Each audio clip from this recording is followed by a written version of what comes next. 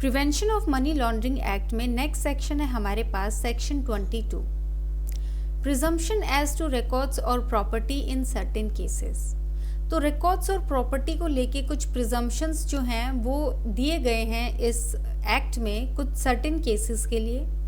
पहला आ गया इसमें हमारे पास प्रिजम्पशन व्हेन रिकॉर्ड्स और प्रॉपर्टी आर फाउंड और सीज्ड। तो जब भी ड्यूरिंग सर्वे, रिसर्च, सीजर, प्रोडक्शन, रिजम्पशन या फ्रीजिंग जो है रिकॉर्ड्स का या प्रॉपर्टी का पीएमएलए के अंडर या फिर कोई और लॉ के अंडर कुछ लीगल प्रिजम्पशन जो है वो ऑटोमेटिकली अप्लाई करेंगे।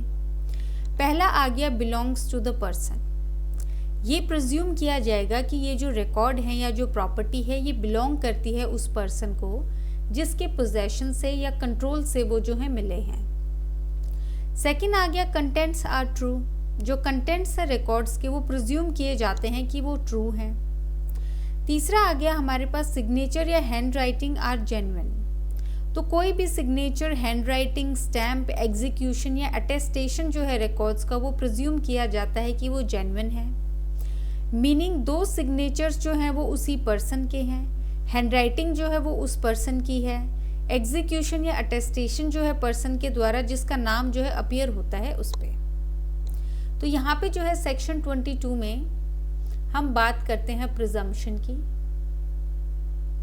कि क्या क्या जो है प्रिजम्पशंस होल्ड किए गए हैं रिकॉर्ड या प्रॉपर्टी के लिए कुछ केसेस में। तो जब भी हमारे पास कोई भी सर्वे होता है, सर्च होता है, सीजर होता है या फ्रीज होते हैं, कोई भी रिकॉर्ड या प्रॉपर्टी पीएमएलए के अंडर या फिर किसी और लॉ के अंडर, तो कुछ लीगल प्रिजम्पशंस आते हैं। पहला प्रिजम्पशन है कि वो बिलोंग करता है उसी पर्सन को जिसके पोजेशन से या जिसके कंट्रोल से वो रिकॉर्ड या प्रॉपर्टी मिली है। दूसरा आ गया जो रिकॉर्ड या प्रॉपर्टी में जो भी आपके पास कंटेंट है वो ट्रू माने गए हैं कि प्रिज्यूम किया जाएगा ये ट्रू हैं, तो जो बर्डन ऑफ प्रूफ है वो दूसरी पार्टी पे शिफ्ट होगा कि ये ट्रू नहीं है।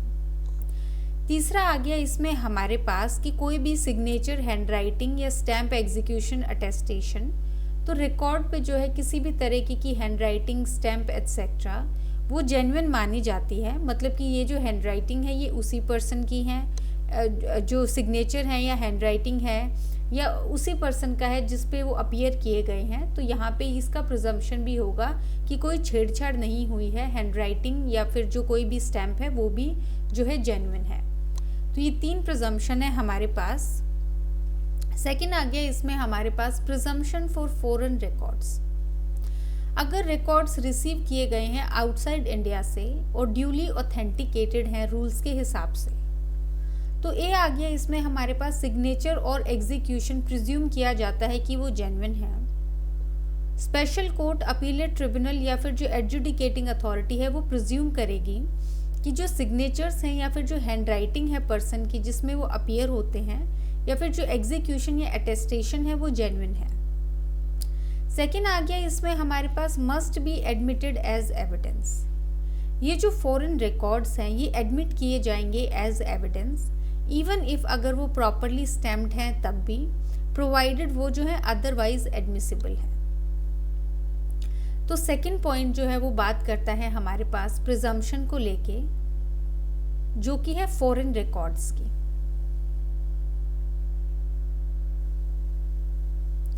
तो कोई भी अगर रिकॉर्ड आता है यहाँ पे हमारे पास जो आउटसाइड इंडिया से आता है, इंडिया के बाहर से आता है और वो जो है ड्यूली ऑथेंटिकेटेड है, तो यहाँ पे क्या प्रिजम्पशन मानी जाएंगी?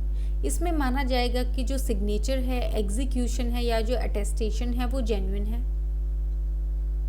दूसरा माना जाएगा कि इसको जो है एडमिट किया जाना चाहिए एज एविडेंस। ये जो रिकॉर्ड है ये एविडेंस एडमिट होगा इवन इफ ये जो है प्रॉपरली स्टैम्प्ड जो है वो नहीं है, लेकिन ये अदरवाइज जो है एडमिसिबल होना चाहिए। तो यहाँ पे जो रिक्वायरमेंट है एविडेंस के लिए वो एडमिसिबिलिटी है कि वो एडमिसिबल होना चाहिए। अगर वो प्रॉपरली स्टैम्प्ड नहीं भी है तो इससे कोई फ़र्क नहीं पड़ता है, वो फिर भी एविडेंस माना जाएगा। फिर आ गया हमारे पास की जो सिग्नेचर, एग्जीक्यूशन, अटेस्टेशन है वो प्रिज्यूम किया जाता है कि वो जो है जेन्युइन है। तो फॉरेन रिकॉर्ड्स के लेके हमारे पास 2 पॉइंट्स हैं।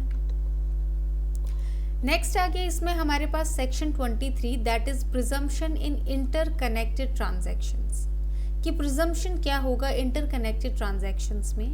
पहला है applies when there are multiple interconnected transaction, कि अप्लाई होता है जब मल्टीपल इंटरकनेक्टेड ट्रांजैक्शंस होते हैं। मनी लॉन्ड्रिंग जो है वो ऑफन अकर होती है through chains of link transaction. तो कोई डायरेक्ट ट्रांजैक्शन हो ऐसा ज़रूरी नहीं है, मल्टीपल जो ट्रांजैक्शंस हैं उन वो भी जो है एडमिट किए जाएंगे यहाँ पे, उन पे भी ये जो एक्ट है ये अप्लाई होगा। फिर आगे even if one transaction is proved as money laundering, कि अगर एक ट्रांजैक्शन को प्रूव किया गया है मल्टीपल ट्रांजैक्शन में, फॉर इंस्टेंस यहाँ पे 5 ट्रांजैक्शन हुए हैं, तो यहाँ पे जो सेकंड वाला है वो प्रूव किया गया है कि इसमें जो है मनी लॉन्ड्रिंग जो है वो इन्वॉल्व है, तो जो रिमेनिंग कनेक्टेड ट्रांजैक्शन से प्रिज्यूम किया जाएगा कि वो जो पार्ट है मनी लॉन्ड्रिंग के, तो बाकी सबको लेके भी जो यहाँ पे प्रिजम्पशन माना जाएगा कि ये भी जो रिलेटेड है हमारे पास मनी लॉन्ड्रिंग से। ये जो प्रिजम्पशन है ये अप्लाई होता है एडजुडिकेशन जो है सेक्शन 8 के अंदर, कन्फिस्केशन जो है सेक्शन 8 के अंदर, ट्रायल जो है मनी लॉन्ड्रिंग ऑफेंस का बिफोर स्पेशल कोर्ट। तो सेक्शन 23 जो है वो किसकी बात करता है? सेक्शन 23 बात करता है प्रिजम्पशन की। किसको लेके? ये आ गया हमारे पास इंटरकनेक्टेड ट्रांजैक्शंस। इंटरकनेक्टेड ट्रांजैक्शंस पहला आ गया, ये अप्लाई करता है इंटर कनेक्टेड ट्रांजैक्शन से जो कि मल्टीपल होती है, मतलब एक सिंगल ना हो के अगर मल्टीपल भी हैं उन पे ये जो है अप्लाई करेगा। दूसरा आ गया, अगर मल्टीपल ट्रांजैक्शन में कोई एक ट्रांजैक्शन मनी लॉन्ड्रिंग में इन्वॉल्व है या प्रूव की गई है वो इन्वॉल्व है, तो रिमेनिंग जो है इनको लेके प्रिज्यूम किया जाएगा कि ये सब भी जो है इन्वॉल्व है मनी लॉन्ड्रिंग में। तीसरा आ गया हमारे पास, ये जो प्रिजम्पशन है ये अप्लाई होता है एडजुडिकेशन जो है अंडर सेक्शन 8, कन्फिस्केशन जो है अंडर सेक्शन 8, और जो ट्रायल है हमारे पास मनी लॉन्ड्रिंग का स्पेशल कोर्ट के सामने उस पे भी। तो ये जो इंटरकनेक्टेड ट्रांजैक्शन है इसमें आपको याद रखना है कि मल्टीपल अगर इंटरकनेक्टेड ट्रांजैक्शंस हैं उन पे अप्लाई होगा। ऊपर से अगर एक का प्रूव किया गया है कि यहाँ पे एक इन्वॉल्व है मनी लॉन्ड्रिंग में, रिमेनिंग को प्रिज्यूम किया जाएगा। फिर आपको ये जो 3 है ये याद रखने हैं। ऑल्दो MCQ बेस जो है मुझे नहीं लगता इसमें से कुछ पूछा जा सकता है, एक्सेप्ट कि इसका जो टाइटल है आपके पास वो याद रखना है आपको। फिर आ गया हमारे पास प्रिजम्पशन जो है वो रिबटेबल है।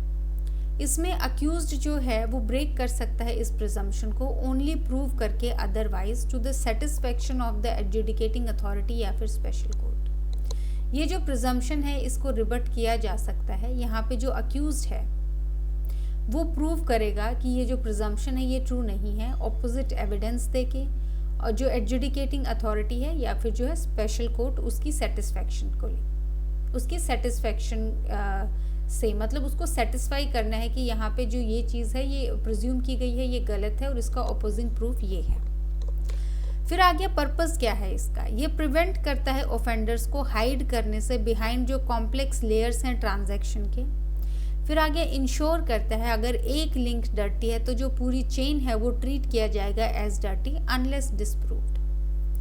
तो यहाँ पे आ गया हमारे पास पहली बात तो रिबट का पॉइंट हमने डिस्कस कर लिया है कि अक्यूज्ड को रिबट करना है जो भी प्रिजम्पशन है कि जैसे प्रिज्यूम किया गया है मल्टीपल ट्रांजैक्शन में कि एक ट्रांजैक्शन जो है वो मनी लॉन्ड्रिंग में इन्वॉल्व है तो बाकी 4 ट्रांजैक्शंस भी इन्वॉल्व है। यहाँ पे अक्यूज्ड जो है वो प्रूफ दे सकता है बाकी 4 ट्रांजैक्शंस को लेके कि ये चारों ट्रांजैक्शंस जो हैं वो क्लीन है। इसका पर्पस क्या है? इसका पर्पस ये है हमारे पास कि बहुत बारी जो मल्टीपल ट्रांजैक्शंस होती हैं उसमें एक के बाद एक फॉर इंस्टेंस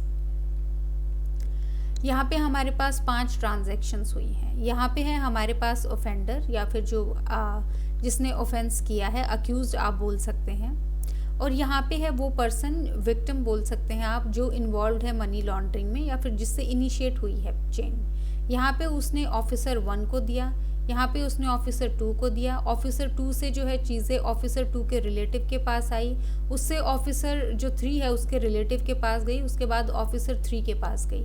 तो यहाँ पे ये जो मल्टीपल जो चेन है ये जो है हमारे पास ये पूरा का पूरा जो है जैसे इसमें ऑफिसर 3 का इन्वॉल्वमेंट आपको ऑन द फेस नहीं दिखेगा, लेकिन अगर आप डीपर जाएंगे चेन में तो ऑफिसर 3 का इन्वॉल्वमेंट दिखेगा। तो ये जो कॉम्प्लेक्स लेयर्स हैं ट्रांजैक्शन के, इनके पीछे जो है ऑफेंडर ना छुपे, इसके वजह से जो है मल्टीपल जो हमारे पास ट्रांजैक्शंस हैं उनको भी इसके अंडर लाया गया है।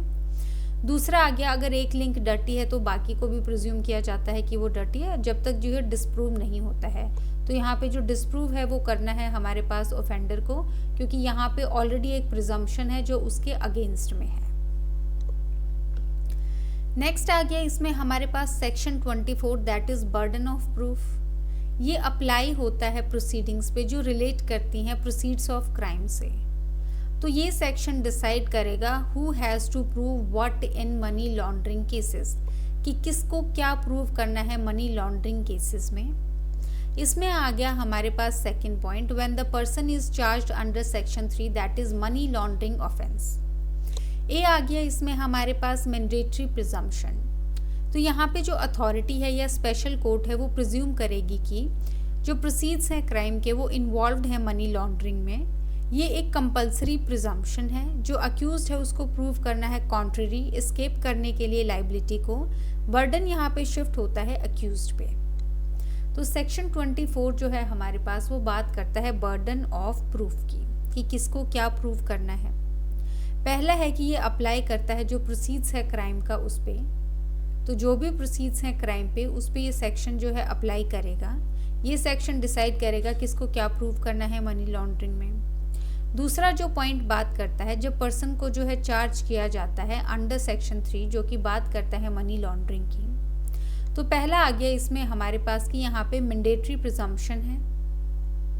मैंडेटरी प्रिजम्पशन है कि यहाँ पे ये प्रिज्यूम किया जाएगा कि यहाँ पे जो प्रोसीड्स हैं क्राइम के वो रिलेट करते हैं मनी लॉन्ड्रिंग से। ये कंपलसरी होगा, मैंडेटरी होगा, और जो अक्यूज्ड है उसको जो है प्रूव करना है कॉन्ट्ररी, कि ऐसा नहीं है। तो यहाँ पे बर्डन ऑफ प्रूफ किस पे है?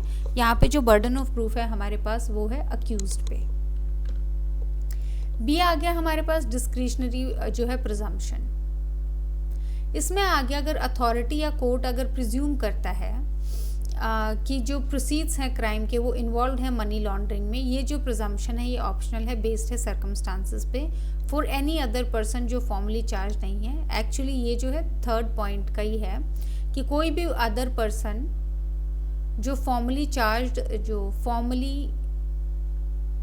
चार्ज्ड नहीं है, वहाँ पे डिस्क्रिशनरी प्रिजम्पशन होता है। वहाँ पे अथॉरिटी में प्रिज्यूम कर सकती है कि प्रोसीड्स जो है क्राइम के वो इन्वॉल्व हुए हैं मनी लॉन्ड्रिंग में। ये जो प्रिजम्पशन है ये ऑप्शनल है और ये बेस्ड है सर्कमस्टांसेस पे।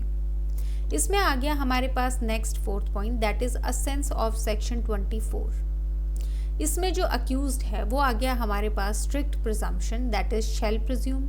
अदर्स पे आ गया फ्लेक्सिबल प्रिजम्पशन, अभी जो हमने ऊपर पढ़ा है, दैट इज मे प्रिज्यूम। तो जो बर्डन है वो शिफ्ट करता है उस पर्सन पे जिसके पोजेशन में जो प्रोसीड्स ऑफ क्राइम मिले हैं। तो यहाँ पे जो नेक्स्ट पॉइंट है हमारे पास थर्ड पॉइंट, कि जो अदर पर्सन है जिसको फॉर्मली चार्ज नहीं किया गया है, तो कोई भी अदर पर्सन जो फॉर्मली जिसको चार्ज नहीं किया है, वहाँ पे जो है कोर्ट की अपनी डिस्क्रिशन है कि वो मे प्रिज्यूम। तो वहाँ पे डिस्क्रिशनरी प्रिजम्पशन है कि कोर्ट प्रिज्यूम कर भी सकता है, नहीं भी कर सकता है कि ये जो प्रोसीड्स हैं ये इन्वॉल्व हैं मनी लॉन्ड्रिंग में। यहाँ पे ये ऑप्शनल होगा। तो जो असेंस है हमारे पास 24 का वो है हमारे पास कि जो अक्यूज्ड है वो शेल प्रिज्यूम में आएगा, मैंडेटरी है प्रिजम्पशन। अदर पर्सन आएगा मे प्रिज्यूम में, कि यहाँ पे जो है शायद हो सकता है, ये मतलब कोर्ट की डिस्क्रिशन है, वो कर भी सकता है, वो नहीं भी कर सकता है, कंपलसरी नहीं है। तो जो बर्डन ऑफ प्रूफ है वो शिफ्ट हो जाता है उस पर्सन पे जिसके जो पोजेशन में है जो प्रोसीड्स मिले हैं। तो बेसिकली असेंस जो है वो इन 3 पॉइंट्स में है। ये जो 3 पॉइंट है आपको ये प्री पॉइंट ऑफ व्यू से जो है या एमसीक्यू जो बेस्ड है आपको याद रखने हैं। नेक्स्ट आ गया इसमें हमारे पास chapter 6, that is appellate tribunal.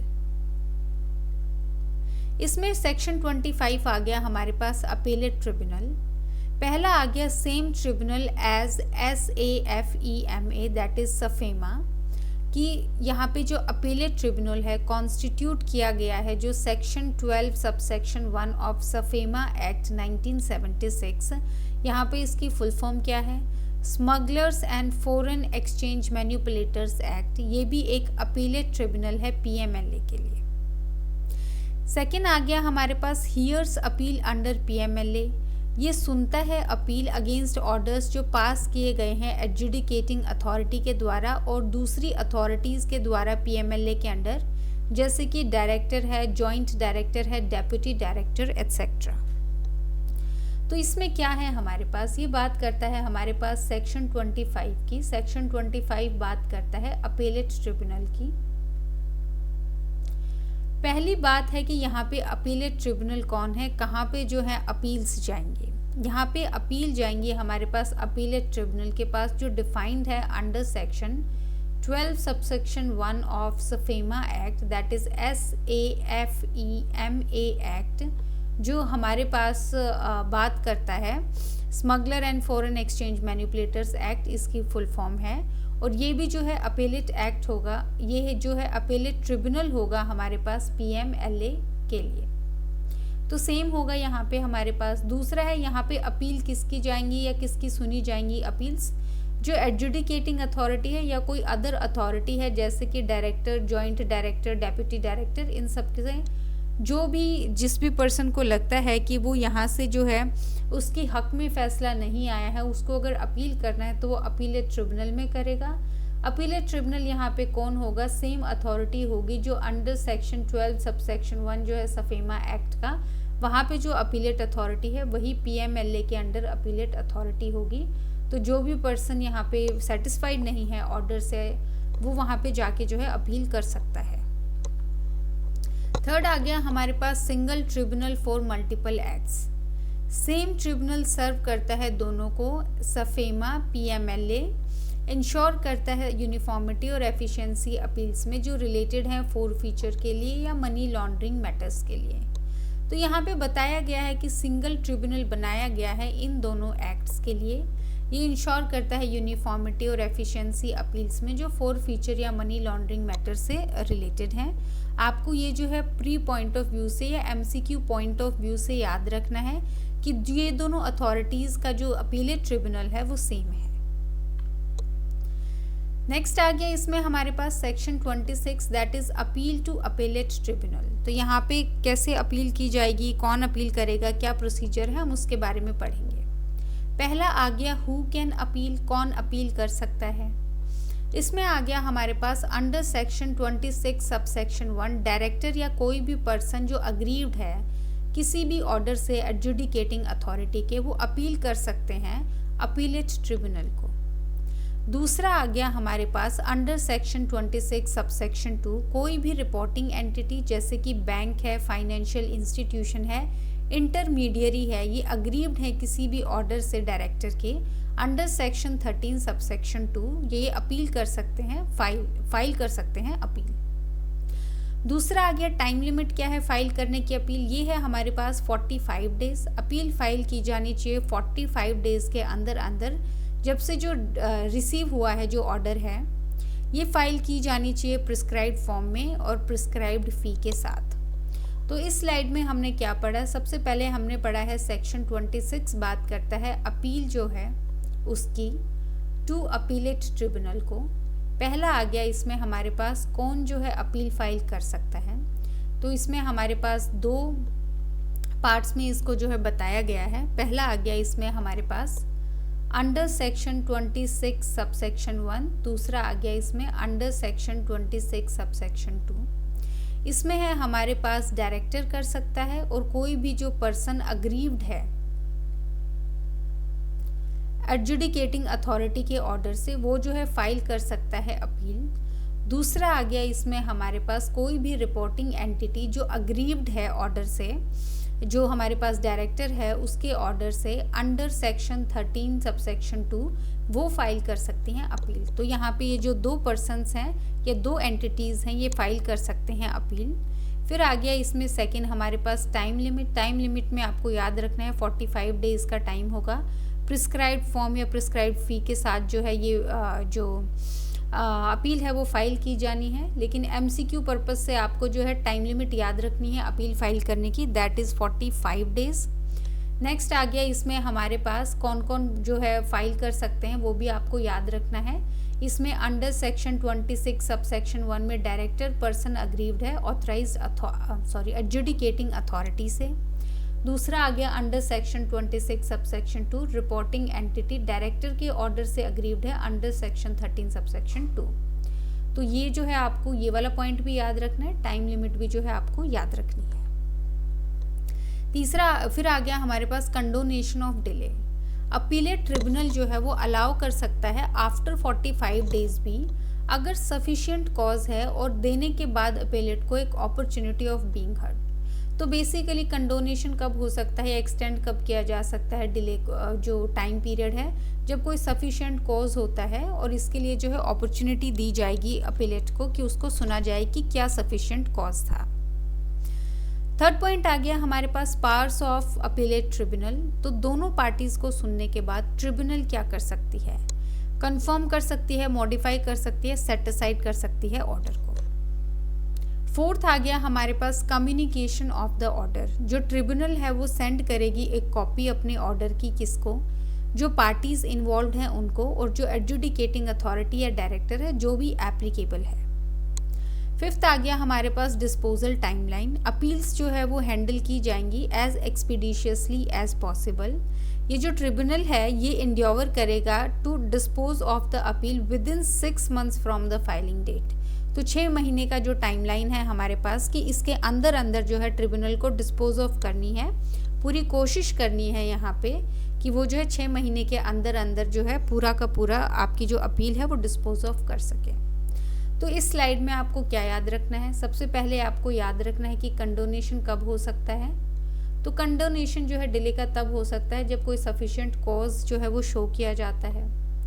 Next आ गया पावर्स क्या है यहाँ पे अपीलेट ट्रिब्यूनल की, यहाँ पे कंफर्म कर सकते हैं, मॉडिफाई कर सकते हैं, सेट असाइड कर सकते हैं ऑर्डर को। फिर आ गया कम्युनिकेशन ऑफ द ऑर्डर। तो यहाँ पे जो है कम्युनिकेट किसको करना है, कम्युनिकेट करना है पार्टीज को जो इन्वॉल्व हैं, उसके अलावा जो हमारे पास एडजुडिकेटिंग या अथॉरिटी है जिस पे भी एप्लीकेबल होता है उसको कम्युनिकेट करना है। फिर आ गया फिफ्थ हमारे पास दैट इज डिस्पोजल टाइमलाइन। कितने टाइम में जो है डिस्पोज ऑफ करना है, 6 महीने के अंदर अंदर जो है अपील को जो है डिस्पोज ऑफ करना है। तो हाँ यहाँ पे आपको ये वाला टाइमलाइन तो जो है पक्का याद रखना है, 6 महीने के अंदर अंदर करना है। बाकी जो है काइंड ऑफ थियोरेटिकल है, सफिशिएंट कॉज, फिर आ गया कंफर्म, मॉडिफाई, सेट असाइड। उसके बाद ये भी थोड़ा सा याद रखिए कम्युनिकेट किसको करना है, पार्टीज इन्वॉल्व और जो एडजुडिकेटिंग अथॉरिटीज हमारे पास या डायरेक्टर हैं उनको जो है कम्युनिकेट करना है। नेक्स्ट आ गया हमारे पास कुछ सेक्शंस जिनको जो है ऑमिट किया गया है। तो ये भी आपको थोड़े से ध्यान में रखने हैं क्योंकि पेपर का लेवल थोड़ा सा टफ करने के लिए बहुत बड़ी जो है एग्जाम में आपसे ओमिटेड सेक्शंस भी पूछे जाते हैं। तो यहाँ पे है हमारे पास सेक्शन 27 जो बात करता था कॉम्पोजिशंस एटसेट्रा जो है अपीलेट ट्रिब्यूनल की। ओमिट किया गया है financial act 2016 28 act number of 2016 section 232 के द्वारा। ये इफेक्ट में आया है फ्रॉम 1/6/2016 से। तो ये भी याद रखेंगे आप, ये जो है इफेक्ट वाली डेट जो है हटा सकते हैं, लेकिन आप ये वाला जो किसके द्वारा किया गया है कौन से एक्ट से वो पक्का याद रखें। नेक्स्ट आ गया सेक्शन 28, ये बात करता है क्वालिफिकेशंस फॉर अपॉइंटमेंट की। ओमिट किया गया है सेक्शन 232 के द्वारा, इफेक्ट में आया विद इफेक्ट फ्रॉम 1/6/2016, तो सेम डेट है यहाँ पे। 29 बात करता है टर्म ऑफ ऑफेंस की, ये ओमिट किया गया है by prevention of money laundering amendment act 2005 act 20 of 2005 section 4। Effect में आया ये 1/7/2005 से, तो आप ये यहाँ पे याद रखेंगे। 30 जो है इसमें वो बात करता है कंडीशंस ऑफ सर्विस की, ओमिट किया गया है बाय फाइनेंस एक्ट 2016 जो यहाँ पे act number 28 of 2016 section 232 effect में आया 1/6/2016। तो यहाँ पे ये वाला एक्ट फाइनेंस एक्ट 2016 और यहाँ पे ये वाला जो है हमारे पास वो सेम है। तो 27 और जो 30 सेक्शन है वो सेम एक्ट से जो है यहाँ पे ओमिट किया गया है। फिर सेक्शन 31 बात करता है वैकेंसीज की जो ओमिट किए गए हैं सेक्शन 232 के द्वारा और विद इफेक्ट फ्रॉम 1/6/2016। फिर आ गया हमारे पास सेक्शन 32। सेक्शन 32 बात करता है रेजिग्नेशन की और रिमूवल की। ये ओमिट किए गए हैं सेक्शन 232 के द्वारा विद इफेक्ट फ्रॉम 1/6/2016। तो यहाँ पे इफेक्ट डेट सेम है। नेक्स्ट आ गया इसमें हमारे पास सेक्शन 33 जो member to act as chairperson in certain circumstances, कि कब मेंबर्स एक्ट कर सकते थे एज चेयरपर्सन सर्टेन सर्कमस्टांसेस में, ये ओमिट किया गया है सेक्शन 232 के द्वारा विद इफेक्ट फ्रॉम 1/6/2016। उसके बाद आ गया इसमें हमारे पास section 34 that is staff of appellate tribunal, omit किया गया है सेक्शन 232 के द्वारा विद इफेक्ट फ्रॉम 1/6/2016। तो यहाँ पे जो है अगर आप देखेंगे तो हमारे पास कितने सेक्शन ओमिट हुए हैं, सेक्शन 27 से लेके हमारे पास 34 तक जो है यहाँ पे ओमिटेड सेक्शंस हैं।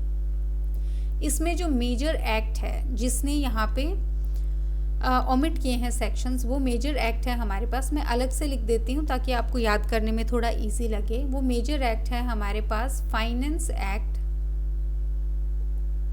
2016, यहाँ पे एक्ट नंबर भी है हमारे पास 28/2016, और जो इफेक्ट की डेट है हमारे पास with effect from 1/6/2016 that is 1st of June 2016 जो है वहाँ से जो है ये इफेक्ट में आया है।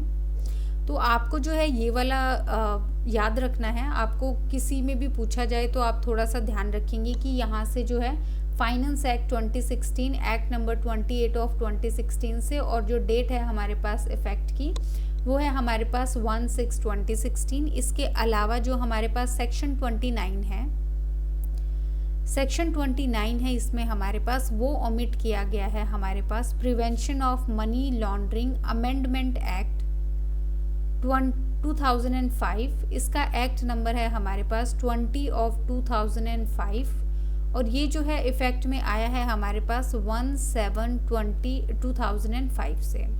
तो ये एक सेक्शन जो है आप अलग से ध्यान में रखें। 29 जो है वो थोड़ा सा डिफरेंट तरीके से यहाँ पे ओमिट किया गया है। तो इसका हमारे पास जो एक्ट है वो है हमारे पास prevention of money laundering amendment act 2005, act number 20/2005, और इफेक्ट में आया है ये 1/7/2005। तो यहाँ पे आपको याद रहेगा सिर्फ 1 मंथ का डिफरेंस है, बाकी जो ईयर है वही आपका डेट का ईयर है दोनों में, और जो डेट है वो भी दोनों में सेम है। अगर ये जून में हुआ है तो नीचे वाला जो है जुलाई में हुआ है। बस इतना सा जो है आपको डिफरेंस याद रखना है।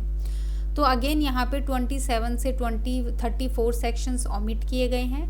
इसमें अगर एक्सेप्ट कर दें हम सेक्शन 29 को, तो जो बाकी सेक्शन है वो ओमिट किए गए हैं फाइनेंस एक्ट 2016 से एक्ट नंबर 28/2016। जो इफेक्ट की डेट है वो है हमारे पास 1/6/2016 दैट इज 1 जुलाई 2016।